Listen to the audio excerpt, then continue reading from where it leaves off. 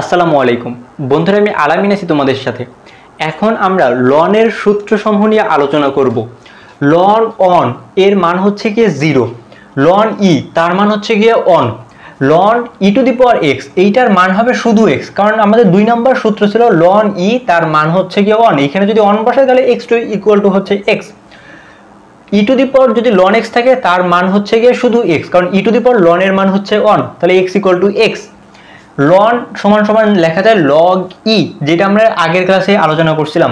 Loan x সমান log e to the power x, লনের পরে যেইটা থাকবে লগ ইর পরে সেইটাই বসে যাবে।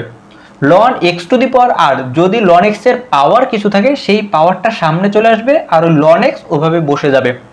যদি আমাদের ln x equal to y হয় তাহলে আমরা লিখতে পারি x equal to e to the power Y.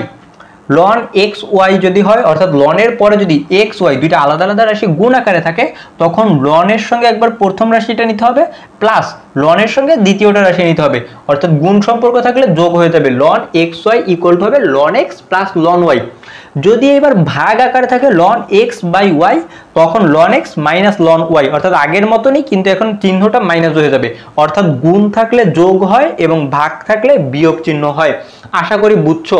এই সূত্রগুলা এবং এই কিছু মান এইগুলো আমাদের মুখস্থ থাকতে হবে, কারণ সূচক ও লগারিদম করতে গেলে আমাদের লনের এই মানগুলো আমাদের জানা প্রয়োজন, এবং এই সূত্রগুলো মান এবং সূত্রগুলো আমাদের অনেক বেশি দরকার হয়ে থাকে।